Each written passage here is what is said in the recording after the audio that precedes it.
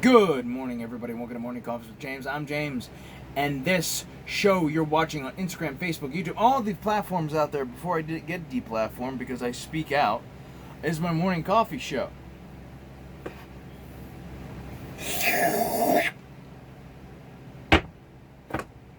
Anyhow, what are we talking about today? Well, we're talking about tech censorship. Tech censorship. Why? Because somebody has to talk about this. Somebody needs to address this. Now, granted, I'm just some guy who does a talk show in his pajamas early in the morning so nobody has to hear his bullshit or come in and talk about how wrong he is or wants to burst in and be an authoritarian even though they clearly know they're being one and don't even know it. You know? I don't know what the fuck I'm talking about that. But I want to talk about the tech censorship here for a moment. And how fucking scary this is. So anyway, if you didn't know, on January 6th there was a bit of a resistance movement going into the Capitol building. Basically, people were fed up. They knew the steal was going down, and they did the steal right in front of our faces. And basically, Americans did not appreciate it, and so they stormed the castle.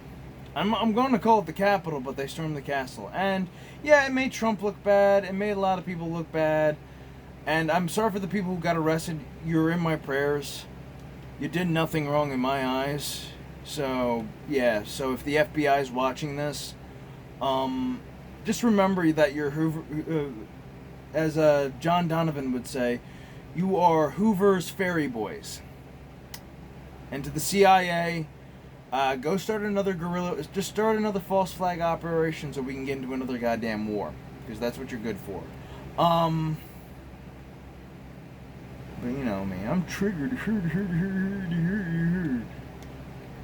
But no. I could talk about that in just a moment. But the bullshit of the left. So, okay, yeah. So anyway, bad things happened. You know, people died.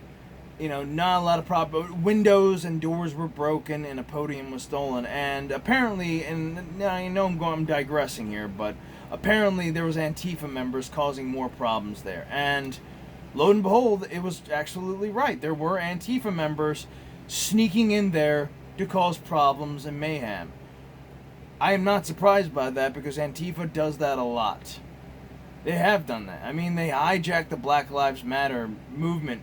You know, and I keep talking about, you know, as much as I disapprove of that, you know, of the organization, not the movement, not the idea of it, but the organization of BLM, because it is a Marxist movement, which, by the way, people need to look into Marxism a little bit closer and see that it's, oh God, it's something, it's, you know, it's like owning a deadly tarantula. Sure, it may be fun to own one, but God damn, you just own a fucking killing machine. Alright, so anyway. Anyhow. Ooh, what's over there?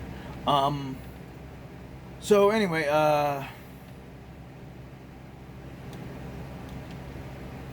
you know, shit just went down south real quick. And so, basically they're blaming Trump for inciting violence, even though you have on record, by the way, of Kamala Harris, Nancy Pelosi, Maxine Waters, and the rest of these jackalopes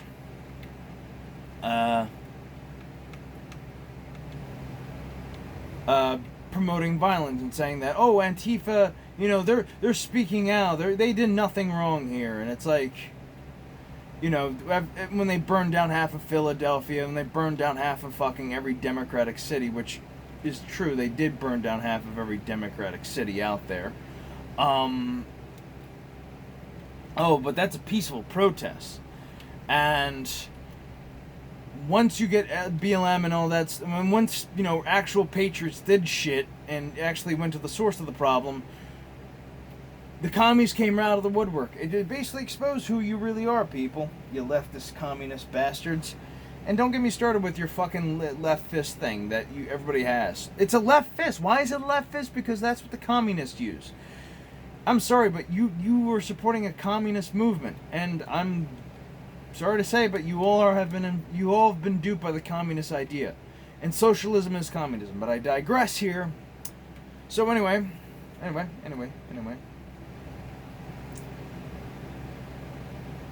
So anyway, people were blaming Trump for inciting violence, and they decide, guys like Jack Dorsey, what's his fucking face, Jeff Bezos, Mark Zuckerberg, every technocrat out there, the oligarchy, which I think I'm using that word wrong, so forgive me, the technocracy, decided, we'll ban Trump. Fuck him, he's inciting violence, we gotta ban him, we gotta shadow ban him. Now, I know there's a lot of people who are not Trump fans out there, or a lot of Trump haters out there, are actually glad that they censored him. This is not a good thing. I'm going to tell you up front, this is a fucking slippery slope to no goddamn end, and I'm tired of people pretending it's a good thing. It's not a good thing, and I'm tired of people pretending it is. So, yeah, and to me, this is dangerous. This is absolutely, insidiously dangerous. What? Shit.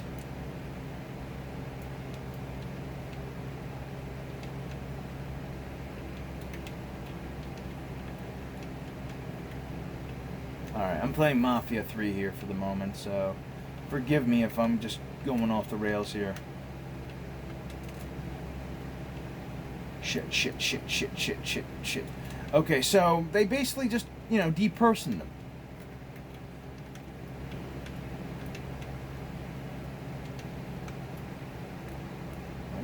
Oh, come on. Are you serious? There's a You and a fuck... Really, I hate this fucking part of the game where they just keep hunting you down and just, goddamn. And you just, just get... Can we move the fuck on? Thank you.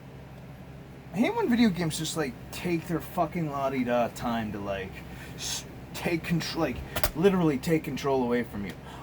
But what was I gonna say? Yeah, tech censorship. So yeah, you got all these guys like Jack Dorsey and all this shit censoring the president. Now, when this happened to Alex Jones and all the other conservatives out there, all the other right-wingers and right-wing moderates, they basically... I need extra ammo. Okay, you know what? This is getting far-fetched. I need ammo. I also need a bulletproof vest. Wait a minute. Okay, so it just frightens me. You know what I mean? It just absolutely frightens me that nobody wants to speak out about this. I mean, when they first censored Alex Jones, people were like, "Yeah, get rid of that fucking crazy conspiracy theorist asshole and all this other shit. Yeah, he's an asshole. We agree to this fucking nonsense." And then they start censoring the president, and I'm going to be honest with everybody here. It's scary. It's absolutely fucking terrifying that you're just kind of allowing this to happen. It's like you're not gonna stand up for this. You're not gonna stand up for the president of the United States, who, in my mind, didn't do anything wrong. He didn't do anything wrong. Yet, most of you are just like, well, he's a bad man. He's a bad man. It's, I don't know. I'm forgive me if I'm starting to sound like, I'm not making any goddamn sense, but there's some serious shit going on here, and I'm absolutely tired of people not standing up about this. You're glad you own Trump and you got him, and it feels good. Yeah, we got him. Yeah, but you don't realize is that, you're in the fucking same ship. It's like, yeah, we got Trump. Yeah. Oh my God. Wait a minute. Oh no, we're on the same building. We're on the same bridge as he is. This is not good. You don't realize that, and that's what makes me absolutely scared. This is why I don't like the fucking left, because they'll burn down everything just for a goddamn win. Just for a goddamn win, and that is the terrifying truth about them. They will burn down America just for a goddamn win. Just because they didn't get their way, and now they got their way, and it just seems it just seems like they don't want more. You know what I mean? And I'm digressing here. So anyway, the tech censorship it's a scary thing. And nobody wants to fucking call this out. It's like, they just censored a world leader who's still in office. Think about that for a second. Think about that. That is some scary shit. And you have people like AOC, you have people like, people talking about the arrest of fucking conservatives. They're normalizing this.